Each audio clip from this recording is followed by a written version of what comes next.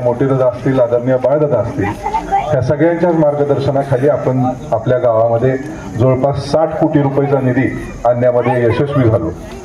संपूर्ण महादेवनगरमध्ये रस्त्यांची फार मोठ्या प्रमाणात समस्या होती आणि माझ्याच ग्रामपंचायतीच्या काळामध्ये महादेवनगरमधले रस्ते करण्याचं काम आपण सगळ्यांनी मिळून केलं.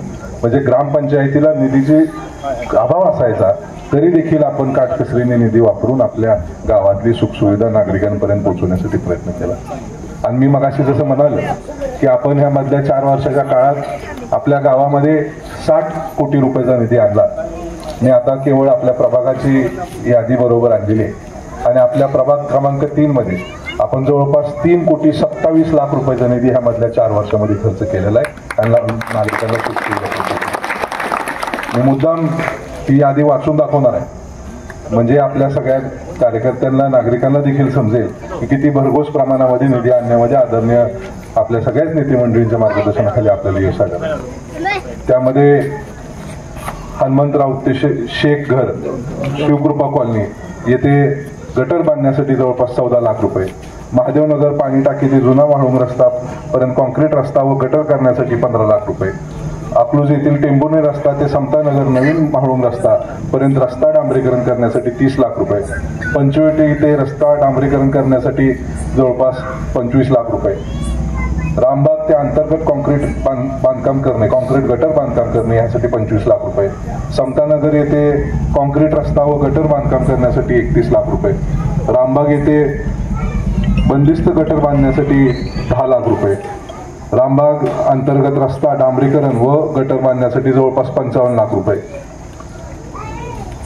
रणजित नगर येथील ड्रेन करण्यासाठी 35 लाख रुपये, महादेवनगर येथे कॉन्क्रीट रस्ता करण्यासाठी 12 लाख रुपये, संग्रामसिंह उद्योग समूह अंतर्गत रस्ता आणि गटर करण्यासाठी 13 लाख रुपये, सलीम सय्यद बायपास रोड ते लाकूड मार्केट येथे डांबरीकरण करण्यासाठी जवळपास 25 लाख रुपये, त्याचबरोबर संग्रामसिंह उद्योग समूह येथे HT लाईन म्हणजे विजेची जी लाईट असती त्याचं अंडरग्राऊंड करण्यासाठी 4.5 लाख रुपये, त्याचबरोबर आपल्या प्रभागामध्ये लिंगायत स्मशानभूमी देखील आहे, त्या लिंगायत स्मशानभूमीच्या कामासाठी जवळपास आपण 29 लाख रुपये असा जवळपास 3,27,00,000 रुपयाचा निधी हा आपल्या प्रभागामध्ये आपण आणण्यात यशस्वी झालो. आणि त्याचबरोबर आपली ग्रामपंचायत असताना आपल्याला एक मोठी समस्या गावामध्ये जाणवत होती की उन्हाळ्याच्या काळामध्ये आपल्याला नागरिकांना रोजच्या रोज पाणी देता येत नव्हतं आणि 3-4 दिवसावर पाणी जायचं. म्हणजे जी मूळ समस्या होती काय तर आपला विजुरीचं जे तळ आहे साठवण क्षमतेचं तिथं केवळ 20 दिवस पाणी साठवता येईल इतकं साठवण क्षमता आपल्याकडे होती. परंतु आदरणीय रणजितदादांच्या, मोठेदादांच्या मार्गदर्शनाखाली आपण आपल्या गावाला आता एक नवीन पाणी पुरवठा योजना मंजूर केलेली आहे आणि त्याच्यासाठी जवळपास 212 कोटी रुपयाचा निधी आदरणीय मोठेदादांच्या मार्गदर्शनाखाली आपल्याला मिळाला. आणि त्या योजनेमध्ये जे जुनं साठवण क्षमता 20 दिवसाचं होतं ते आता आपण 60 ते 70 दिवसाचं पाणी स्टोरेज करू शकू इतकं आहे. म्हणजे उन्हाळ्याच्या काळात देखील आपल्या गावातल्या प्रत्येक नागरिकाला 135 लिटर प्रति घर पाणी आपण देऊ शकणार आहे. शुद्ध आणि चांगलं पाणी रोजच्या रोज आपल्या नागरिकांपर्यंत पोहोचवण्याचं काम ह्या योजनेच्या माध्यमातून होणार आहे. त्याचबरोबर 120 कोटी रुपये आपण आपल्या अंडरग्राऊंड योजनेसाठी आणलेले आहेत. 120 कोटी रुपये आपल्या रस्ते सुधारण्याकरता आणलेले आहेत. म्हणजे फार मोठ्या प्रमाणात जवळपास हा 450 कोटी रुपयाचा निधी आपण आपल्या गावामध्ये आणलाय. आणि आता ह्या सगळ्या योजनेची कामं चालू झालेली आहेत. त्यामुळे निश्चितप्रमाणे काही ठिकाणी काही प्रमाणात खोदकाम झालेलं आहे, रस्ते उकरले गेलेले आहेत आणि आत्ताच्या ह्या वर्षी आपल्याकडे पावसाचं प्रमाण देखील जास्त होतं.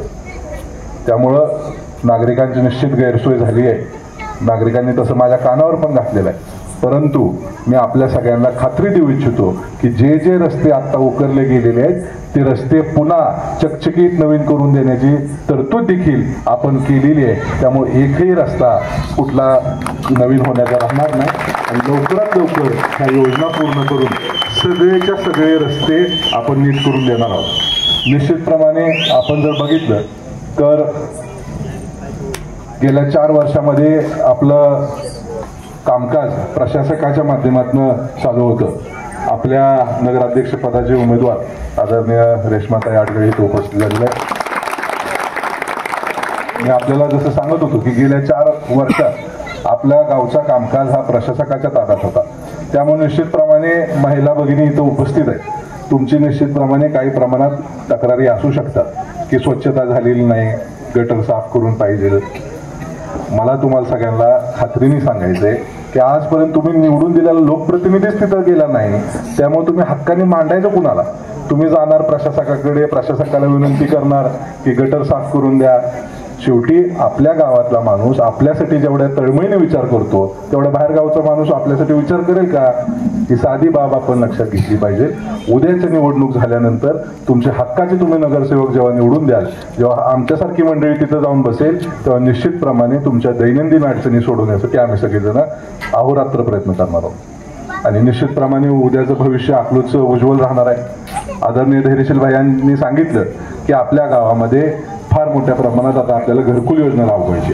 आपण जवळपास ग्रामपंचायत काळामध्ये 1200 घरांचं पुनर्वसन केलं. आता आपल्याला ह्या सगळ्या घरांना घरकुल योजना मंजूर करून आणायची आणि सगळ्यांना पक्क घर कसं मिळवता येईल यासाठी आपण प्रयत्न करणार आहोत. आणि उद्याच्या काळात आपण बघितलं तर आपल्या जुनं बसस्थानक असेल, त्या बसस्थानकाला BOT तत्वावर विकसित करण्याचं काम देखील आपण हाती घेतलेलं आहे. त्यामध्ये मग नवीन रोजगार कसा निर्माण करता येईल, मनोरंजनाची साधनं कशी उभा करता येतील हे आपण प्रयत्न करणार आहोत. त्याचबरोबर आपलं उपजिल्हा रुग्णालय जे आहे ते आता 50 बेडचं आहे. त्या 50 बेडच्या उपजिल्हा रुग्णालयाला आपण आता 100 बेडचं करणार आहोत. त्यामुळे जास्तीत जास्त नागरिकांपर्यंत आपल्या वैद्यकीय सेवा मोफत किंवा कमी दरामध्ये कशा पोहोचवता येतील हे त्याच्या माध्यमातून आपल्याला प्रयत्न करायचा आहे. भविष्यात असे अनेक कामं आपल्याला हाती घ्यायचे आहेत, परंतु त्यासाठी ही निवडणूक आपल्याला महत्त्वाची आहे. आपण सगळेजण आधीपासूनच विजयसिंह मोहिते पाटील साहेबांच्या विचारावर चालणारी मंडळी आहेत. यंदा देखील आपण सगळ्यांनी त्याच ताकदीने, त्याच जोमाने ह्या निवडणुकीमध्ये प्रतिसाद द्यावा अशा प्रकारची अपेक्षा आपल्या सगळ्यांकडून व्यक्त करतो.